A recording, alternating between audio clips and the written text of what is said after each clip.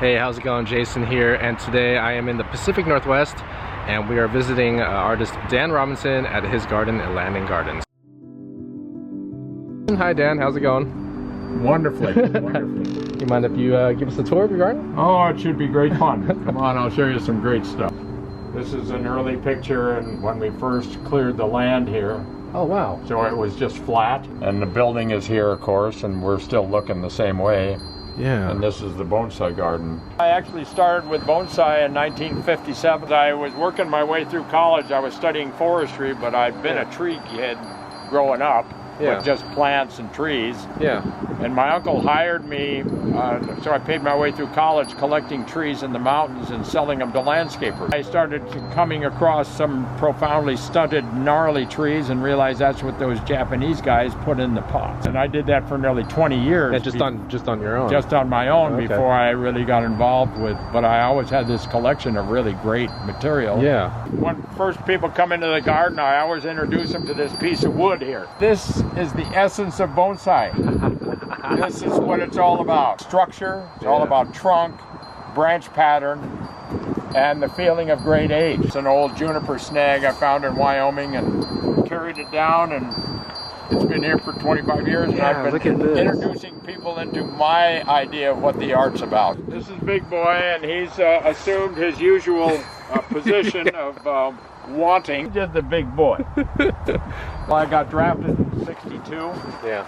And collected seeds, and one of the trees that's on display over at Weyerhaeuser is the one that I smuggled home in my duffel bag, which normally goes right there. I brought a bunch of seed with me, and from that seed I grew a whole bunch of black pines and red pines. Wow. And this is one of them. This one right here, this gigantic one, my goodness. You can see from looking at it, whoa.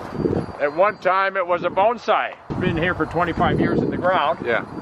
And gotten huge, and so I just cut the top off. Oh, there it is right there. This right here. Yeah. And what's really interesting is it really proves that the methodology of the Lingnan's clip and grow really can lead to crooked, gnarly branches. Just right in here, right? All of this gnarliness was just clip and grow. Really? No wiring. No real guying, just clip and grow. It just shows you that you can really do it without wiring. Yeah. But wiring expedites everything. So these are the redwood trees that I planted. They were 14 inches in diameter 20 years ago. And they were this big. Oh my goodness. And now they're almost 5 feet in diameter. Oh my goodness. So this is another one of the pines I grew from seed, and that lesser one on the right. Yeah, both of these, huh? Oh, beautiful. Oh, that's amazing. And what I did with them all is I made them gnarly from the start. And so this is one from Korea also, but this is a red pine. Okay. So it isn't really the black, but it's a beautiful tree. These are larches and mountain hemlocks, shimpakus, grapes. Oh, you have a grape. Ponderosa, weeping densiflora, mugo pine, nishiki. How many trees do you have here, Dan? 320 pine trees. This is an old bougainvillea that I did all the carving on the back. Oh yeah, let's take a look at that. If you take the other side, it's all carved. Oh yeah, I see it here. Oh, that's nice. Carved the top on it. Oh, right there. Oh, you just did that, huh? It's fresh. And then I just wire trained it. It's fairly new. This is one of my old pines from Korea. And this one right here? Yeah. Wow. And it was in a pot for 25 years, and finally I decided to plant it in a rock. So I planted it in the rock last spring, and wow. It really, it's funny, but trees and rocks just look more better. I think it has a lot of... They look real. Yeah, it looks very nice. These are all ones that I grew from the seed. Oh, wow. These pines. Amazing, amazing collection of trees here. There's a kind of a nice hornbeam. Oh, yeah.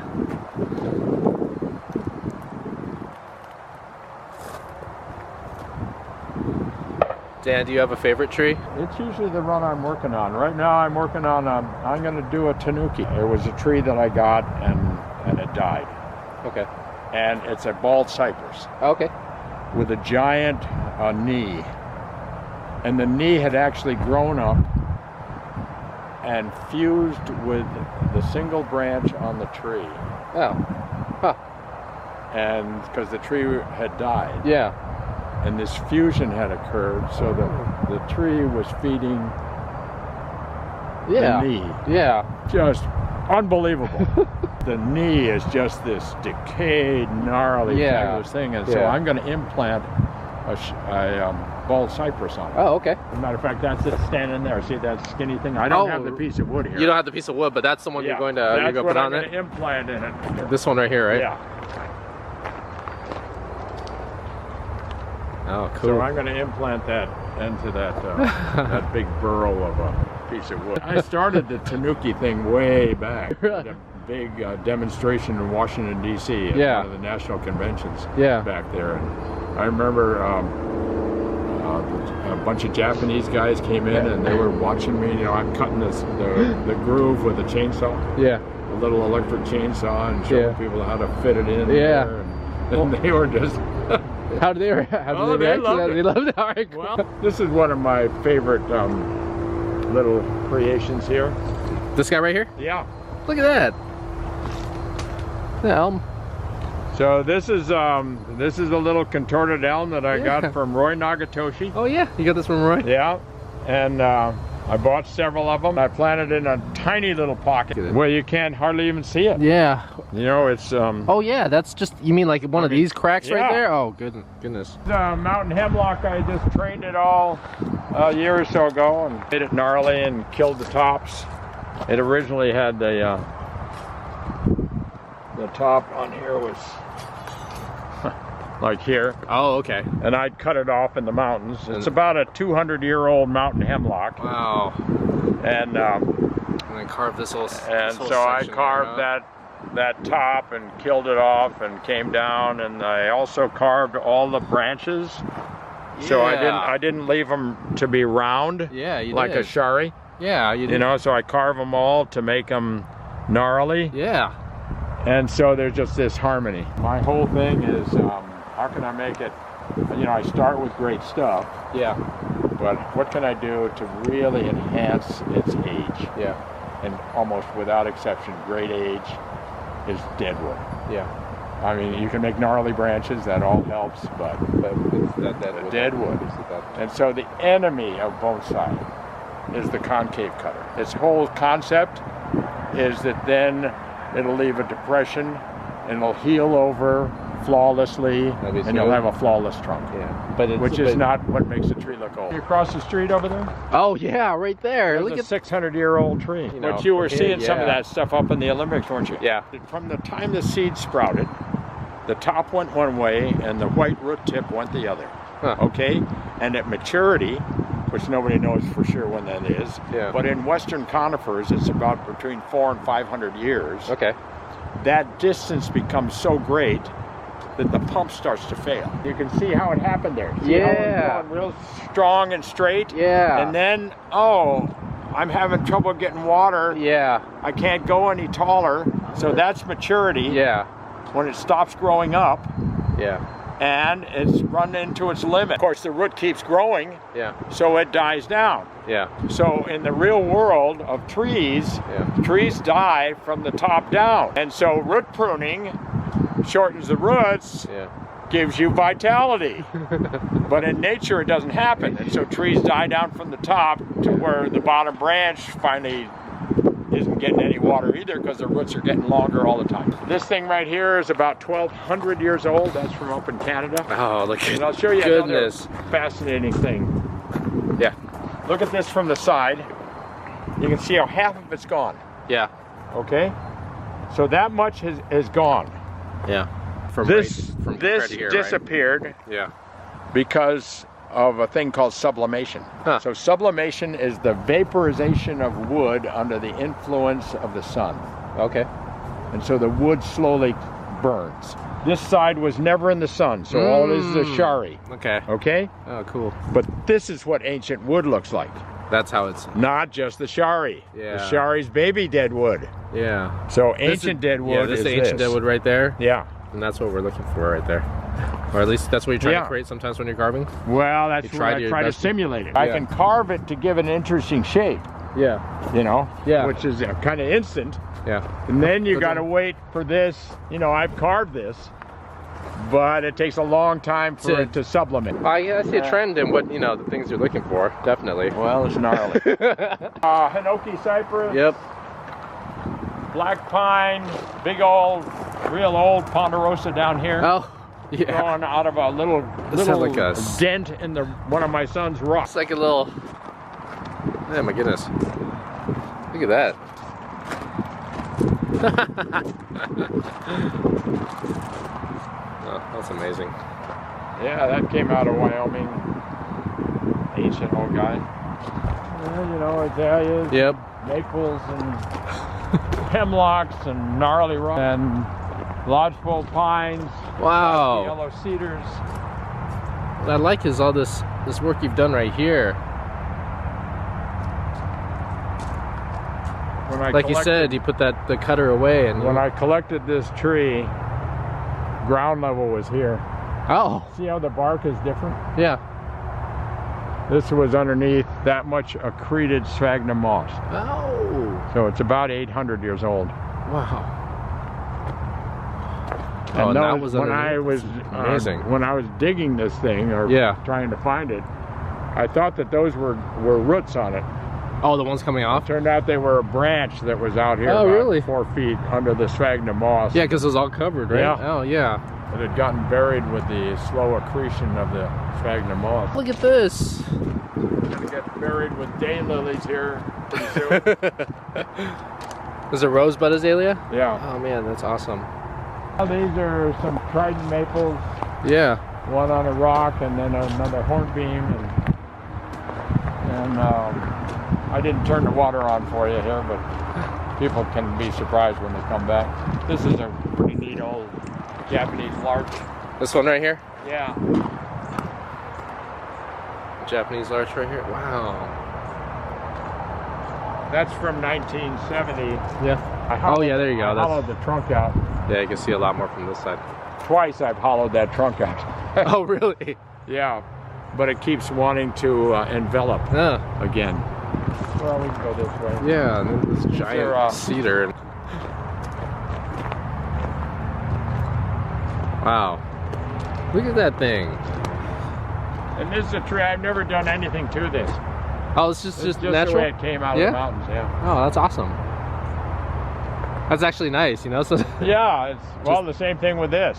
yeah, just straight out of the mountains like this. That's untrained. I mean, it's a fabulous tree. Yeah. Among other things to do.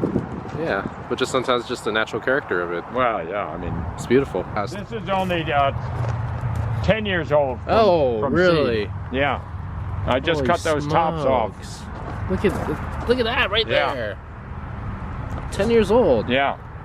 From seed. Yeah. All of these, so. And so being a carver, Wow. I'll take these Yeah. and can carve those into really neat, well, I'll show you. Yeah. Yeah. Like that on here.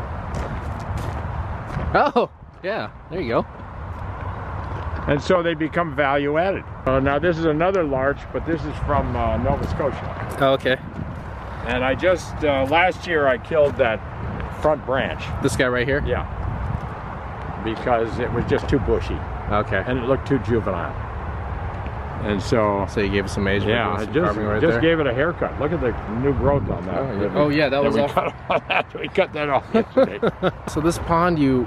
It's all cement down in there. It's only knee deep, and Wow. the fish only get this long, and then they get eaten because you have herons and all that stuff in there. Okay. They But keep I've that got- kind of I've balance. got pond cypresses that I collected in Florida, and that's all Japanese maples that I put in there. Oh man, that's amazing. This is one of the world's greatest mountain hemlocks right here. How do you find stuff like this? Yeah, this is Cedrus, Deodara pendula, so it's the weeping form of deodar. Oh, there's another one. Neat, mountain Yeah, hemlock. this one is really neat. Did a lot of carving on that. So I've got Ponderosa pines, mountain hemlock, I like this. another pond cypress. Oh yeah, Rocky Mountain juniper that's grafted with shimpaku. Oh yeah. But so many techniques that the Japanese have taught us are for the perfection of a tree. And so this, with that root like that, Right there on the bottom? yeah, would never be perfect, but it's fabulous. Yeah, I definitely get the character of your trees. Yeah. Like I can definitely see them. There's a corruption with, I think that's a good way of describing following it. those dictates. Yeah. You know, they're just too extreme. And here's a California redwood. Oh yeah. It's been needs a haircut, but you can do it anytime. And this is well, another lodgepole that I haven't done anything with it Oh, since but that's I collected really, it. Yeah, but that's really neat. That's a great cascade all by itself. No kidding. You can Yeah. just let it do its thing. And this is a Hanoki cypress. Yeah. Yeah, that's an old black pine. You get, And this is a fabulous hornbeam, yeah. Korean hornbeam. Yeah. This is one of my favorite junipers here. It's backwards right now, Yeah. but you can see it from the other side. Yeah. You can definitely see it from there. This is eastern pitch pine, and has a great trunk on it. I love your backdrop. You know, you can see the structure of the trees because it's just Yeah. right there on the water. Well, yeah, I mean, can't beat that. There's no distractions from it. Yeah. This is my most ancient one right here. This one right here? Yeah. That's We Rocky Mountain. estimated at about Three- 2,800 years old. Really? But there's a really kind of a fascinating story about it. Yeah. Here was ground level when I found it, when it tipped over. Uh-huh. These once were roots surrounded with rock. So Yeah. this much rock has eroded over the life of this tree at 200 years to the inch. Yeah. And so this is the original center line of the tree. You know how junipers kind of grow on both sides, Yeah. right? And so from here all the way around to that bark strip is a radius. And you can kind of see it on this face here. Yeah. Okay? Yeah. And so that is about 17 inches Oh man. at 200 years to the inch. Yeah. It's quite a collection. I got stuff. Cascading Ponderosa. Oh, that was neat. I like that. nifty. Yeah, I like that one. This boxwood right here, incredible. My elms on the rock. I've got 3 of them. These are all pretty special trees Yeah. in here. Oh yeah, look at that. See, it's just been leaf stripped. Oh yeah. This is the smallest of the rhododendrons. This is called Empyditum. Wow, look at that. Yeah, that really is. Yeah. Those are tiny. The little purple flower on there is just beautiful. Oh really? On them.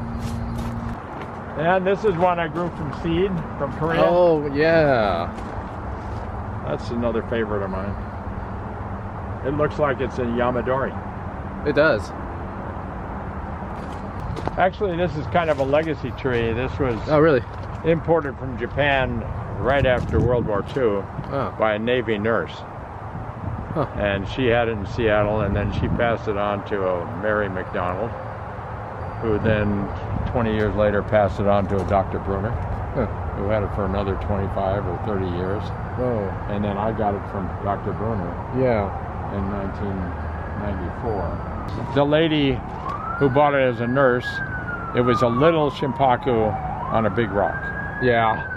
That Right? long ago, right? Yeah. It's And, not little anymore. and this is another larch that I hollowed out and killed the top Yeah, that right I there. had trained. So I trained the top for several years to get a nice shape out of it. And then Yeah. I killed it off, and you can see through the trunk in there, so that's kind of neat. This is a dry slope Rocky Mountain hackberry. Rocky Mountain hackberry. Yeah. So I collected this in the mountains above Boulder, Colorado. Huh. And as far as I know, it's the only one in captivity, although there's a lot of them in the mountains, but nobody ever messes with them. Yeah. But this bark on here is like an elephant's hide. Really? Feel that stuff. Oh, whoa. So Dan, I just want to thank you for this amazing tour. I've got a lot of people that watch these videos, and most of them are beginners, amateurs. Yeah. What kind of advice would you give them? You want to start with a great trunk. If you start with a little trunk, all you do is wait. If you're going to start with baby trees, put them in the ground and you'll reap great rewards. You want to train them while they're in the ground, but don't prune them a lot. Okay. Because it's the volume of new wood that's added each year that makes the trunk thick. I should show you one more amazing example. Okay, let's go take a look. So like I said, this guy in Kentucky gave me a dozen Trident maple seedlings. Half of them I put in pots. Here's one of them right here. Okay. This is in the pot, And I've right? been training it in the pot. Okay. The other half I put in the ground. Okay. And I trained the ones in the ground. Okay, so this is what you get. Okay. With 12 years. 12 years in the pot.